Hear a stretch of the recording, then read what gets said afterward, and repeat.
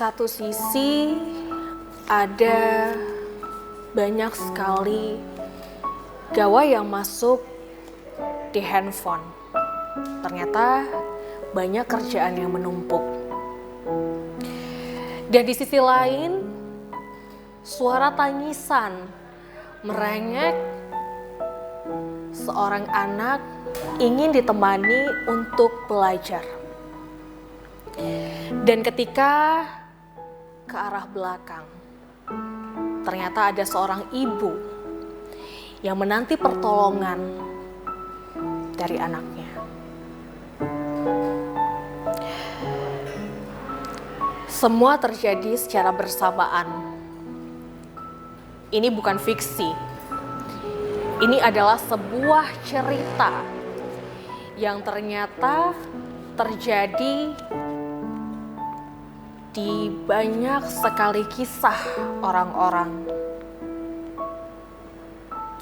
Terhimpit dalam sebuah kata, sebuah tekanan, sebuah beban, yakni sebagai sandwich generation. Dan hari ini kita akan mendengarkan kisah nyata dari seorang wanita yang akan menceritakan kisah hidupnya, yang akan berbagi kisah tentang betapa terhimpitnya ia menjadi seorang sandwich generation. Dan tentunya nanti kita juga akan berdialog dan mendapatkan pesan dan pesan untuk mendalami hal yang terjadi bersama dengan psikolog kita. Dan bersama saya Ziva Zahrianis, kita kembali dalam Selaras Jiwa dengan tema menarik yakni dilema sandwich generation antara Bakti dan Rita. Inilah Selaras Jiwa selengkapnya.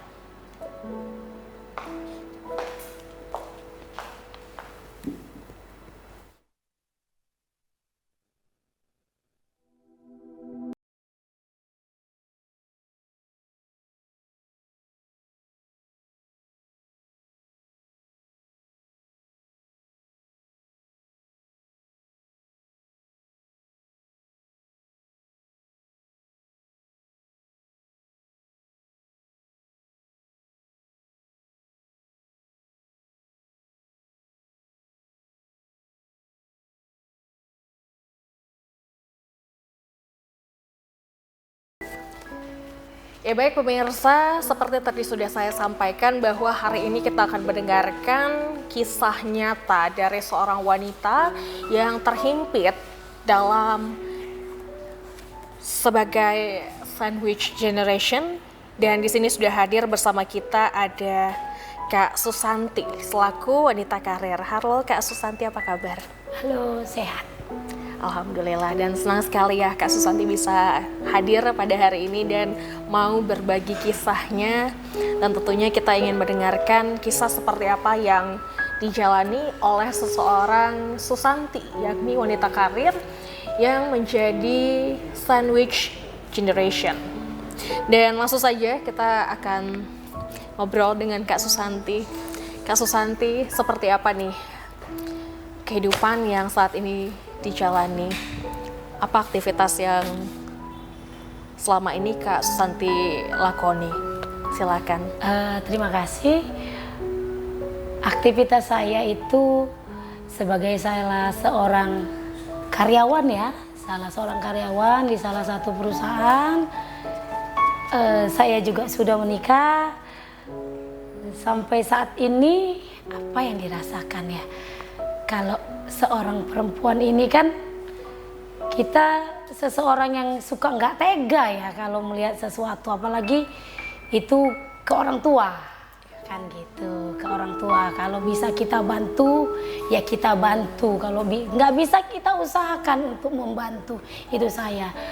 Selain daripada saya juga bekerja, saya juga punya usaha kecil-kecilan, yaitu berupa catering, rumahan, kadang-kadang online.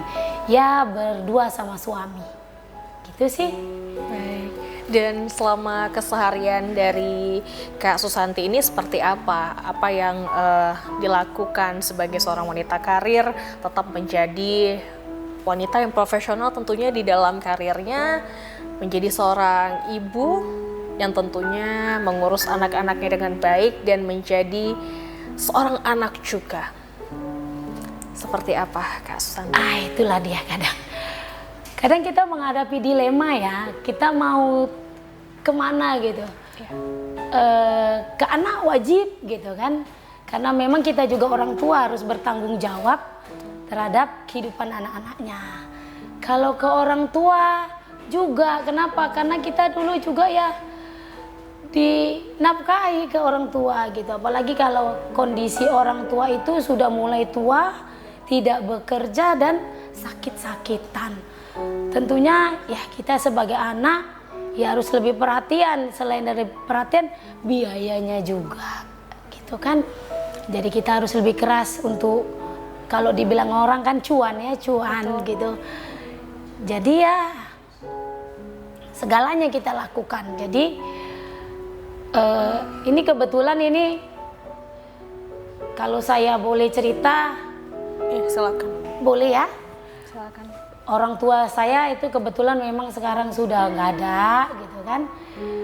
Mama saya sudah meninggal, papa saya juga sudah gitu, dan saya diberi apa ya kalau saya bilang, diberi kesempatan untuk mengurus orang tua gitu ya. Dari mulai sakit kita urus, kita rawat. Kebetulan mama dan papa saya itu memang sudah pisah. Segala macam kita usahakan ketika kita nggak ada biaya. Karena saya bekerja, saya dipercaya, saya berusaha lah untuk mencari yang ada. Kalau sudah nggak ada, yang ada itu saya jadikan uang. Waktu itu saya berusaha untuk mencari pinjaman sana sini supaya orang tua saya sembuh. Akhirnya saya menggadaikan rumah orang tua saya. Ada saudara, ada. Cuma ya sekedarnya aja membantu. Kalau orang tua ini kan kita lihat kita nggak tega. Ya pada akhirnya saya gadaikan, yang saya gadaikan ya rumah orang tua saya juga. Pada akhirnya mama saya juga nggak selamat, meninggal. Ya saya atas izin suami juga ya, untuk sudah menikah ya? Iya, udah menikah. Ya alhamdulillah memang suami dukung ya, uruslah orang tua. Karena suami juga ikut membantu waktu itu kan, bantu mengurus orang tua saya. Udah mama meninggal, papanya yang sakit. Saya terdesak sana sini antara mengurus anak, bekerja. Mama saya sudah meninggal, saya kembali mengurus bapak saya juga yang sakit. Ada saudara kandung? Ada. Cuma memang tiap anak ini berbeda. Tiap anak ini berbeda ya, saya usahakan memang untuk mengobati ya orang tua saya ini yang tinggal satu. Saya berusaha seenggak-enggaknya panjang juga lah umurnya. Sampailah saya pada akhirnya nggak fokus kerja, saya diberhentikan ya, mau bilang apa, mungkin rezekinya cuma sampai di situ gitu kan.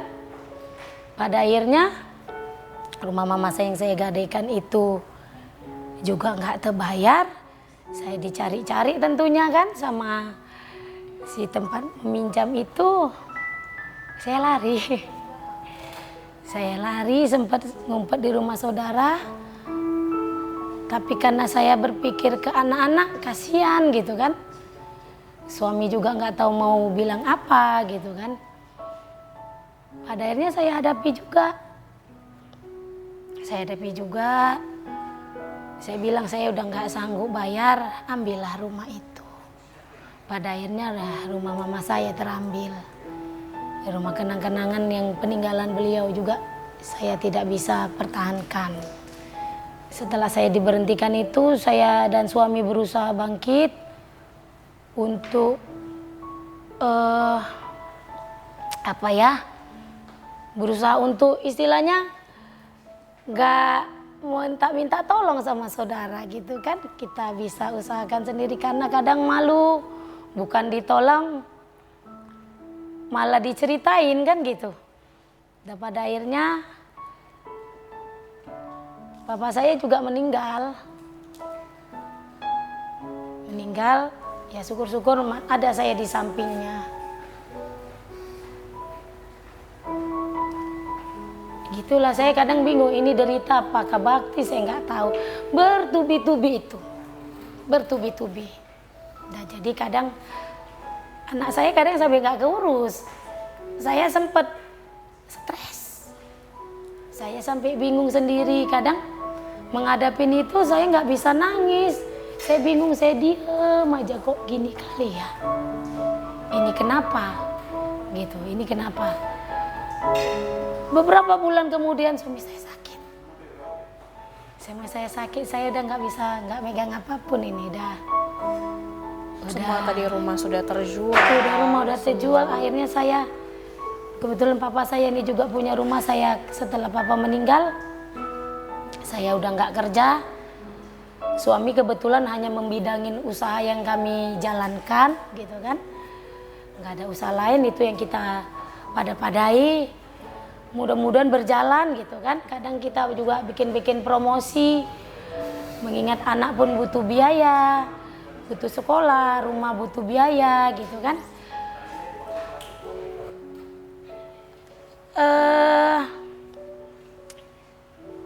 Pada akhirnya pasrah lah. Ya. Dan sampai saat ini masih menjalani dan menerima apa yang sudah terjadi. Baik, tentunya banyak sekali yang ingin kita tanyakan kepada Kak Susanti, tetapi kita harus jeda sejenak. Tetaplah bersama kami di Selaras Jiwa.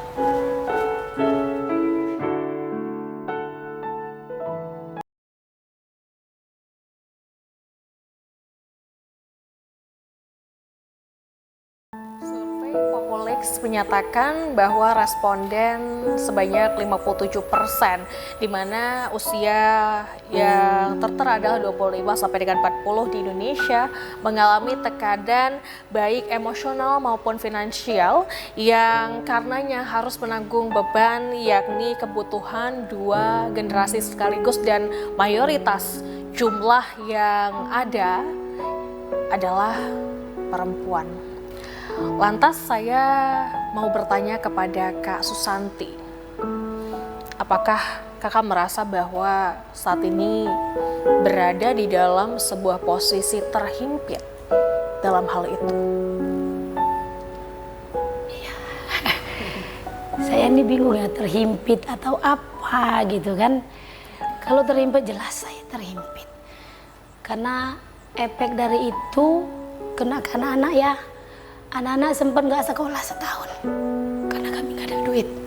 Kami nggak ada duit untuk menyekolahkan anak, gitu kan.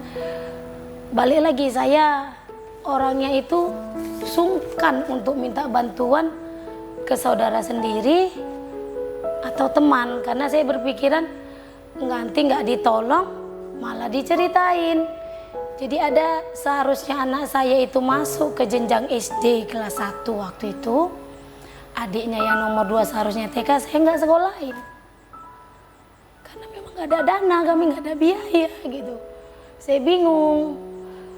Usaha yang tadinya lumayan jadi seret. Kita cari usaha lain juga nggak dapat. Sampai suami saya keliling.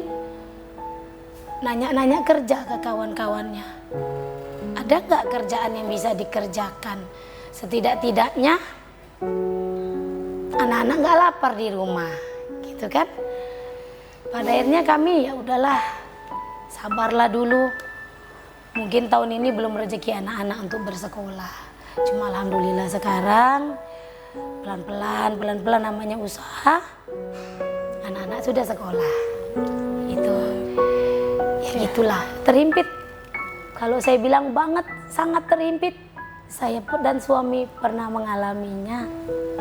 Baik, Kak Susanti, terima kasih atas sharing yang telah diberikan, dan tentunya seperti yang sudah saya sampaikan di awal ya, bahwa bukan hanya Kak Susanti, tapi kita juga akan mendalami kasus ini dengan psikolog kita yang akan berbagi dan juga memberikan wejangan barangkali untuk kasus yang dalam hal ini tema menarik kita dilema sandwich generation antara bakti dan derita. Dan di sini sudah hadir ibunda kita, Ibu Dr. Anda Irna Menauli MSI selaku psikolog.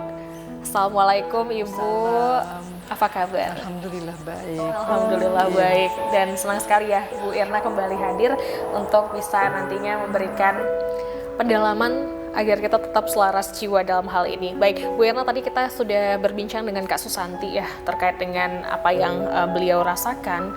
Tapi satu pertanyaan sih Ibu. Istilah sandwich generation ini apakah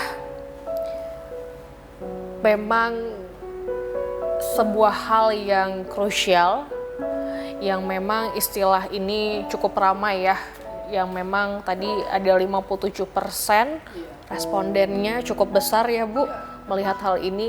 Lantas apa yang menyebabkan fenomena ini tuh sebegitu ramainya Ibu? Ya, secara umum misalnya karena angka usia harapan hidup yang semakin tinggi ya. Jadi banyak orang-orang tua, generasi tua yang masih tetap hidup meskipun yang mungkin dia sakit-sakitan, ya, menanggung beban, dan sementara dia sendiri tidak punya income misalnya ya, tidak ada pensiun, tidak ada asuransi, sehingga itu akhirnya menjadi beban buat generasi di bawahnya. Selain itu juga tingginya angka pengangguran, angka PHK gitu, sehingga akhirnya mau tidak mau mereka juga bergantung pada mereka yang sudah punya penghasilan. Fenomena lain adalah semakin panjangnya masa tunggu orang untuk bekerja.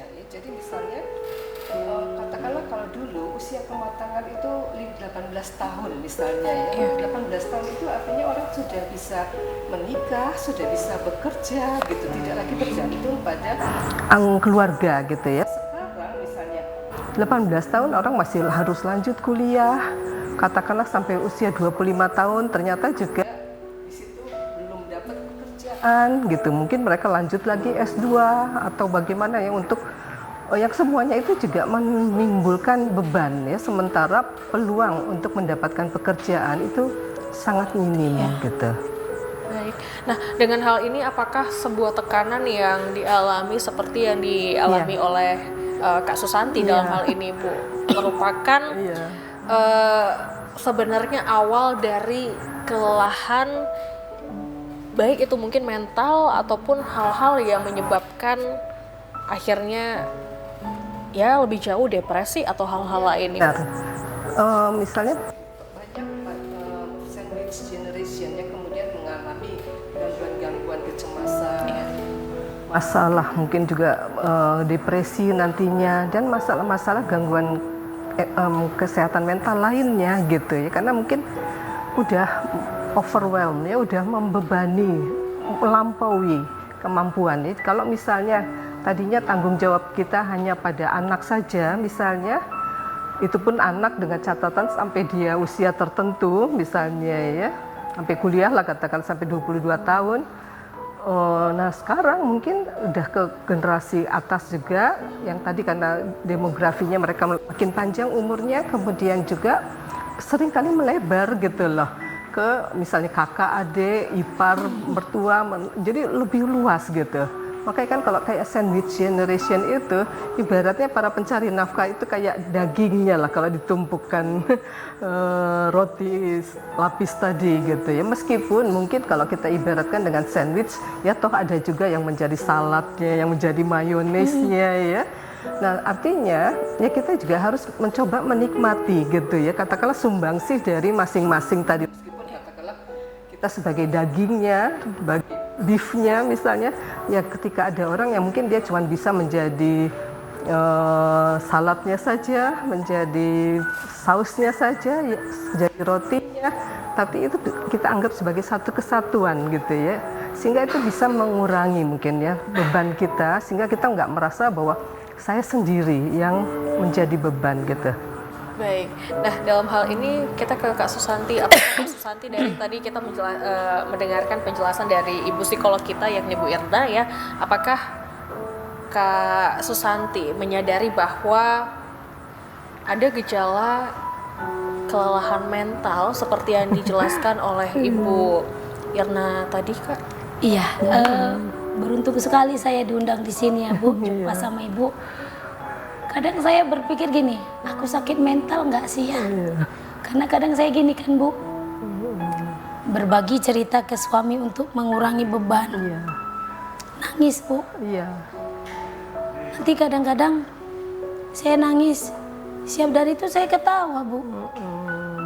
Jadi reaksi yang nggak normal nih ya. Iya, jadi saya berpikir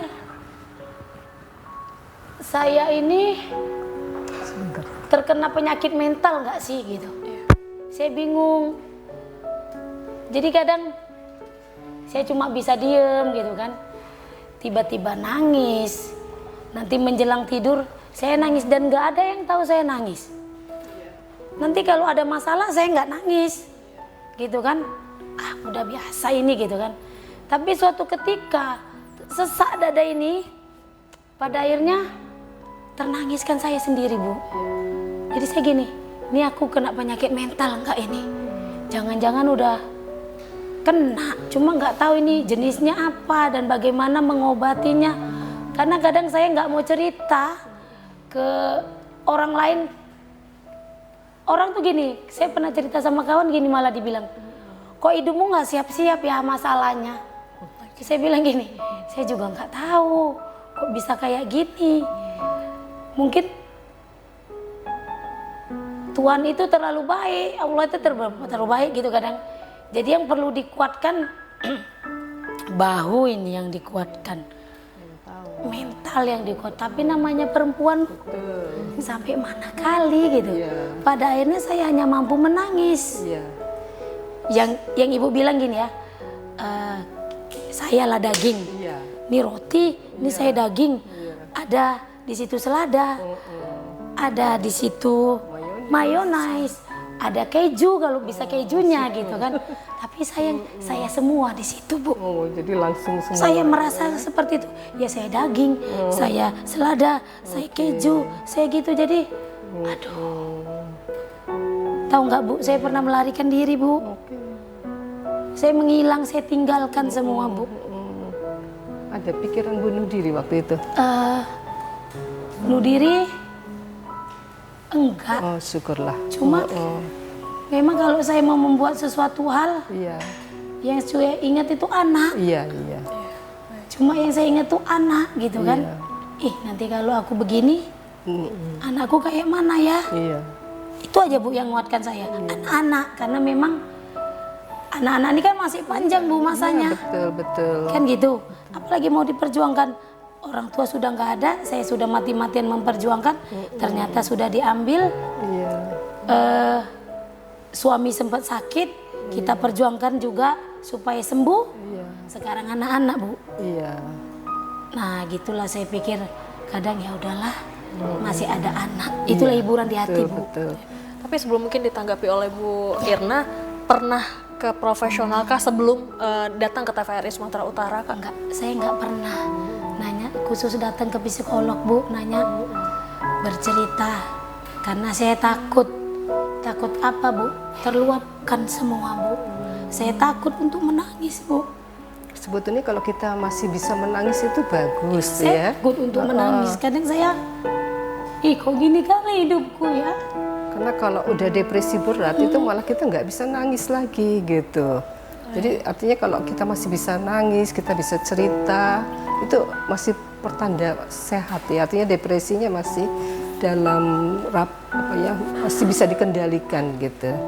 Baik, barangkali mungkin apa tanda-tanda yang tanda psikologis terutama ya Bu yang menyebabkan bahwa sudah di tahap yang masuk ke dalam depresi itu tadi Bu?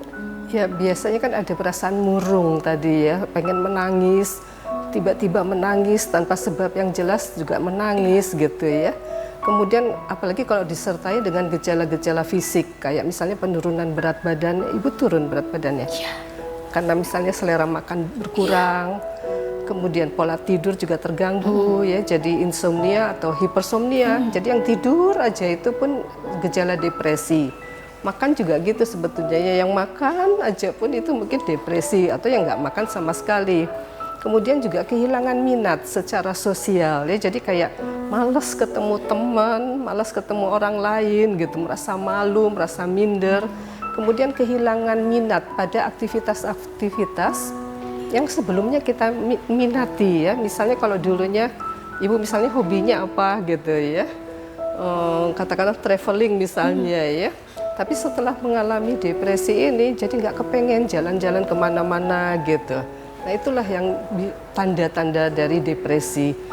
Kalau misalnya dalam pasangan suami istri, mungkin juga kehilangan hasrat seksual, kehilangan sense of humor, ya, selera humor. Jadi malah kayak kalau orang bercanda, kayak ngomongin saya gitu. Jadi kayak baper gitu ya. Padahal orang ya cerita lucu gitu tanpa bermaksud menyinggung gitu. Itulah ciri-ciri dari depresi.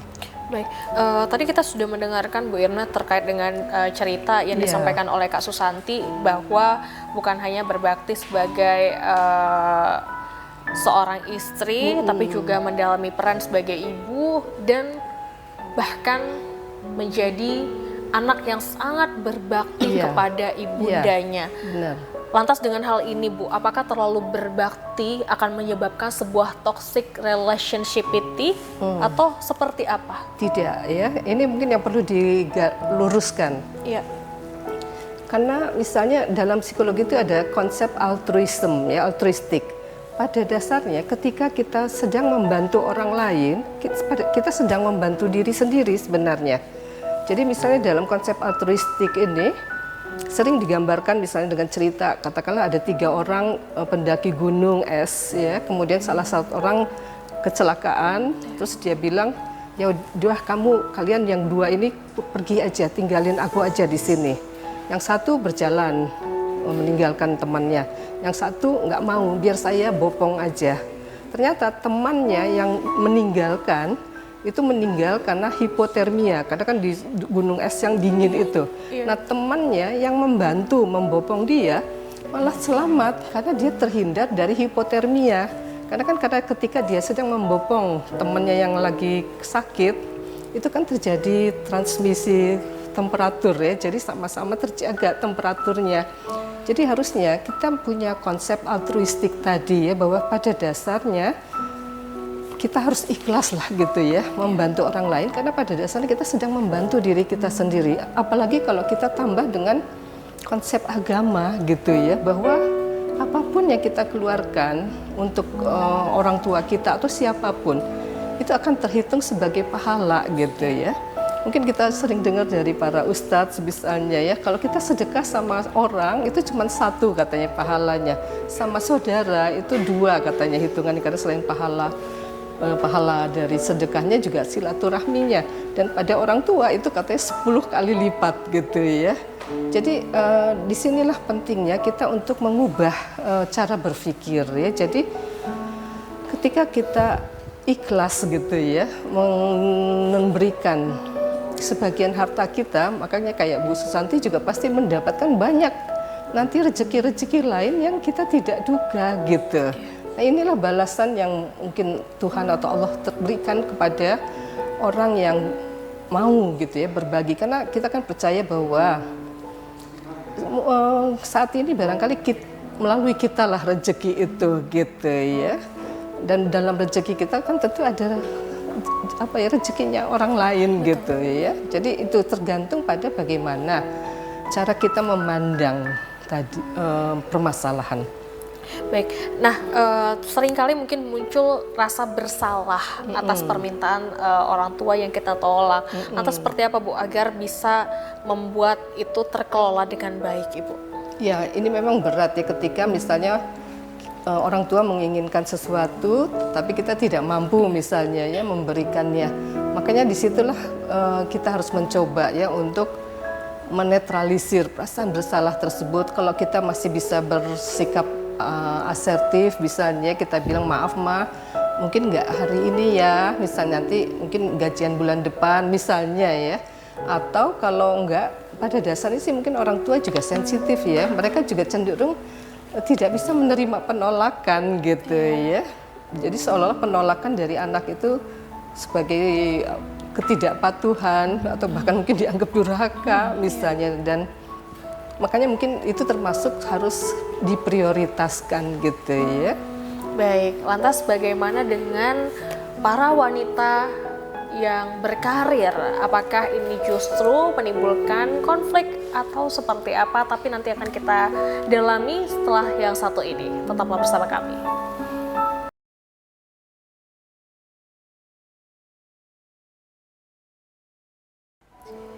Ya, kita kembali lagi di Selaras Jiwa dengan topik menarik, dilema sandwich generation antara bakti dan derita. Kita sudah banyak ngobrol dengan kedua narasumber kita, yakni Kak Susanti dan juga ibu sekolah kita, Ibu Irna. Dan kali ini saya ingin bertanya kepada Kak Susanti. Kak Susanti, mungkin di luar sana banyak orang-orang yang menjadi sandwich generation, tapi di luar sana mungkin ada orang-orang yang tidak mengalami hal ini. Dan kakak sendiri pernah merasakan minder barangkali, atau mungkin merasa penuh dengan perbanding-bandingan antara orang lain dan diri sendiri yang akhirnya menyebabkan kakak begitu down, depresi bahkan. Seperti apa Kak Susanti? Seperti dibilang ibu tadi ya, malas keluar rumah, malas ngapa-ngapain, nangisin itu sempat saya alamin. Saya sempat kadang diundang ke pesta kawan, ke acara-acara, saya nggak pernah datang. Itu sempat saya alami. Aduh, itu makin memperparah depresi Itu kita. dia. Jadi kalau dibilang minder, sangat. Kita malu terhadap diri sendiri kadang. Bodoh nggak sih aku ini, gitu. Kok sampai kayak gini kali ya? Jumpa sama kawan dengan kehidupan dan gaya mereka gitu kan. Kita jumpa, ditanya kayak mana kabarnya. Sedikit banyak kita bercerita, ya pada akhirnya ya minder, malu. Pada akhirnya saya berdiam diri di rumah. Maaf, tetangga pesta pun saya nggak datang. Pernah. Saya hanya di rumah nengok-nengok dari jendela. Siapa yang udah datang ya? Siapa udah datang ya udah. Saya diem aja. Tidur aja. Pernah. Dan saya tidak pernah berusaha udah. Aku nih sakit nih, depresi nih, aku ke psikolog. Nggak pernah saya coba, tapi saya udah diem aja lah. Ya gitulah. Jadi pada akhirnya ya udah. Berlalu dengan begitu saja. Saya berusaha bangkit. Ayo, kalau tadi dibilang ibu kan suka apa hobinya? Suka traveling. Saya dulu suka nongkrong sama kawan. Izin sama suami, bentar ya bang, pergi keluar bentar, duduk jumpa kawan. Saya hindari. Itu salah satu bentuk minder ya. Saya hindari. Karena saya berpikiran, sayang duit ini nanti kalau ku jajani nongkrong sama kawan, kasihan juga anak-anak di rumah. Itu sempat saya berpikiran seperti itu. Didatangi kawan ke rumah, kami main-main ya ke rumahmu? Enggak, aku enggak di rumah. Aku pergi ke rumah mertuaku.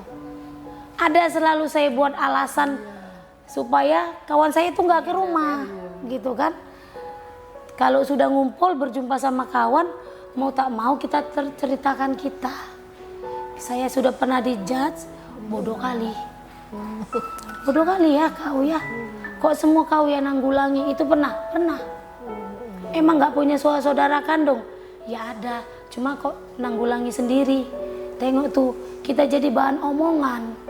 Saya jadi, ya ampun kok jadi aku diceritain orang-orang ini, kawan-kawanku sendiri. Gitu, jadi saya lebih bagusannya udah diem aja di rumah. Tapi alih-alih mungkin kabur dari orang lain, apakah tidak pernah berpikir untuk mungkin me time sesekali atau seperti apa, Kak Susanti? Me time paling saya itu pergi ke salon, facial, atau saya cream bath. Me time saya sendiri kadang saya ngeluari sepeda motor dari rumah, saya naik, saya bawa keliling, saya nangis sendiri, Bu. Nangis sendiri saya sambil bawa kereta sampai saya minggirkan sendiri kereta saya. Saya diem, ngapain aku nangis ya? Itu me time-nya. Jadi saya me time traveling kemana? Enggak. Nongkrong di kafe sendiri atau berdua sama suami juga enggak. Jadi karena saya takut emosi saya ini terluapkan, jadi saya nangis. Jadi mending kalau udah kita cerita apa beban di hati ini ditanggapi. Kalau nggak ditanggapi sama aja. Bagus aku keliling naik sepeda motor nih tadi kemana-mana sambil nangis sendiri. Ya saya pinggirkan, udah saya diem, saya ambil minum, saya minum. Pernah suatu kali hujan. Ini nggak tahu ya Bu, termasuk depresi atau enggak saya juga nggak tahu. Hujan, saya selesai nganter orderan orang, hujan gitu kan. Karena memang yang di rumah tuh biasa ngerjain orderan suami. Saya mengantar Bu ke tempat yang memesan. Hujan, berteduh dulu, nggak usah, nggak apa-apa. Dalam hati saya, mandi hujan lah aku di atas sepeda motorku ini. Saya bawa tuh sambil nangis saya di atas sepeda motor itu. Gitu, karena kadang-kadang rasa sesak ini mau kita tangiskan di depan orang, nanti dibilang cengeng. Nah gitu aja. Mungkin sama orang ini nggak berat, tapi sama saya ini berat. Kan gitu. Masing-masing orang kan punya masing-masing orang berbeda, punya tingkat beban masing-masing ya Bu. Mungkin ini sama ya. saya berat, sama dia enggak gitu kan. Ya itulah yang harus dijalani. Tapi pulang dari rumah saya bilang aja, nggak apa-apa, aku cuma kepingin mandi hujan. Udah selesai. Baik. Lantas Bu Irna, dari sisi psikologis bagaimana pengaruhnya jika seseorang, dalam hal ini mungkin seperti kasus Kak Susanti yang terlalu lama menjaga, menekan emosinya ya untuk menjaga lingkungan keluarganya, seperti apa Bu? Ya seharusnya sih ada social support ya, ada dukungan sosial. Jadi artinya kita juga nggak mungkin menahan itu sendiri gitu. Kita tetap butuh teman yang mungkin bisa kasih bantuan, minimal katakanlah dia bisa menemani ketika kita lagi sedih gitu ya. Ketika kita lagi butuh bantuan, katakanlah misalnya pinjam uang sekolah buat anak misalnya yang bisa dipercaya. Nah itu juga akan sangat membantu. Selain mungkin dia punya informasi gitu ya, coba kamu ambil job dari sini misalnya, itu kan informasi yang berharga gitu. Jadi menurut saya kurang tepat juga kalau kita dalam kondisi depresi kemudian kita menarik diri dari lingkungan gitu ya. Nah dalam konteks keseimbangan jiwa sebetulnya kita tuh harus seimbang nih antara pekerjaan, keluarga, family, kemudian pertemanan dan me time-nya. Jadi ini kadang orang tuh salah satu mungkin yang dia terlalu fokus, misalnya terlalu fokus pekerjaan, keluarga terbengkalai, atau sebaliknya ke keluarga aja, ke diri sendiri menjadi kurang gitu ya. Jadi seharusnya keempat aspek ini seimbang gitu yang kita hadapi. Itulah yang membuat kita merasa punya meaningful of life ya, makna hidup. Makanya kalau misalnya mungkin Bu Susanti kan berkumpul lah dengan teman-teman, katakanlah ada 10 orang.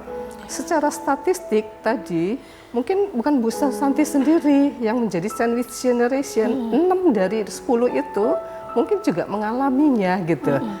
Cuman mungkin tadi ya, cara orang mengatasinya berbeda ya. Makanya penting ketika kita memaknai tadi ya, itu sebagai sesuatu yang berharga buat diri kita ya, meaningful of life, bahwa oh ternyata tujuan hidup saya adalah antara lain saya harus membiayai keluarga saya dan saya mendapatkan misalnya kepuasan ketika bisa melakukan itu, sehingga kita tidak lagi menganggap itu sebagai satu beban gitu ya. Karena secara psikologis misalnya, ketika orang menerima sesuatu itu kita pasti senang ya. Tapi ternyata ketika kita memberi pada orang lain itu kebahagiaannya jauh lebih tinggi gitu. Nah, jadi misalnya dalam eksperimen yang dilakukan tentang happiness, tentang kebahagiaan. Jadi kepada 2 kelompok mahasiswa nih di Amerika, mereka masing-masing dikasih uang, katakanlah $100 misalnya ya. Nah, pada kelompok yang pertama, mereka disuruh menghabiskan semua uangnya untuk keperluan mereka. Pada kelompok kedua, mereka disuruh menyisihkan 10% untuk orang yang membutuhkan. Nah, dihitung nih tingkat kebahagiaan sebelum dan sesudah mereka membelanjakan uang tersebut. Dan seperti yang Bu Zizi bisa perkirakan, mana tingkat kebahagiaan yang lebih tinggi, yang membelanjakan uangnya untuk kepentingan dia sendiri atau yang menyisihkan buat orang lain? Menurut Bu Susanti mana yang lebih bahagia? Gimana Kak Susanti? Ya karena saya terlalu dihimpit Bu. Saya pilih yang pertama. Diri sendiri. Saya bahagiakan diri sendiri. Kenapa? Saya udah capek. Nah, ternyata kelompok kedua lebih tinggi tingkat kebahagiaannya gitu ya. Jadi artinya itu tadi ya, ketika kita menyadari bahwa ya, ikhlas tadi ya, mungkin ya, keikhlasan bahwa kita memberi itu karena kita harus mendapatkan kepuasan pada akhirnya gitu ya, bahwa itu sebagai satu bentuk makna hidup kita gitu ya. Meskipun katakanlah ketika kita dalam kondisi menderita gitu ya, kita tetap harus mencari makna di balik penderitaan tadi gitu ya. Apa sih sebetulnya maksud Tuhan dengan penderitaan ini misalnya ya. Baik, lantas kalau Kak Susanti sendiri, ini juga sudah masuk kepada 1 jam kita sudah ngobrol-ngobrol bareng dengan Kak Susanti dan juga Ibu Irna. Saya ingin mendengarkan closing statement dari kedua narasumber kita pada hari ini tentunya, dan barangkali dari Kak Susanti terlebih dahulu, pelajaran apa yang diambil dan apa harapan ke depan secara singkat, silahkan Kak. Jadi yang saya ambil dari Ibu, sayangi diri sendiri, orang tua dan keluarga. Iya. Karena akan ada hikmahnya di balik itu ya Bu. Iya. Belajar untuk lebih tegar, lebih kuat. Kamu itu nggak sendirian. Pada dasarnya seperti itu. Jadilah orang yang terbuka ya Bu ya. Nggak boleh minder. Bila perlu berceritalah kepada orang yang kita percaya. Benar. Ibu, saya berterima kasih karena sore ini saya dipertemukan sama Ibu di acara ini. Mudah-mudahan ke depannya hidup saya lebih bahagia Bu. Amin, insya Allah. Saya lebih kuat menghadapi mungkin tantangan di dalam kehidupan kita. Mudah-mudahan sehat selalu, panjang umur, anak-anak saya sukses. Amin ya Rabbal Itu sih. Alamin. Baik, terima kasih. Dan Bu Irna, silakan pesan kepada para pemirsa yang mengalami hal ini secara singkat. Baik. Dan silakan Ibu. Ya, mungkin buat katakanlah generasi boomers gitu ya, sudah saatnya juga kita tuh punya saving money lah ya, simpanan, sehingga diharapkan masa tua kita tuh tidak membebani anak-anak kita, keluarga kita gitu. Nah, sementara kalau misalnya pada mereka yang sudah atau terpaksa harus melakukan menjadi sandwich generation ini, ya kita harus mengubah cara pandang tadi ya. Ini tidak sebagai satu beban, tapi ini adalah satu satu amanah gitu ya. Artinya mungkin secara ekonomi Bu Susanti katakanlah minus barangkali ya, tetapi secara amal mungkin itu jauh lebih banyak dibandingkan yang lain gitu. Amin. Nah itu kan yang mungkin akan dilihat Allah, dan itu yang kita harus percayai gitu ya. Baik, terima kasih Bu Irna, terima kasih Kak Susanti, terima kasih atas cerita yang dibagikan, terima kasih juga atas wejangan dari Bu Irna. Tentunya kita sudah 1 jam bersama dengan Anda pemirsa di program Selaras Jiwa. Sebagaimana yang dikatakan oleh psikolog kita, Viktor Frank, when we are no longer to change a situation, we are challenged to change ourselves first. Dan demikian, saya Ziva Zahrianis, pamit undur diri dari hadapan Anda. Terima kasih dan sampai jumpa.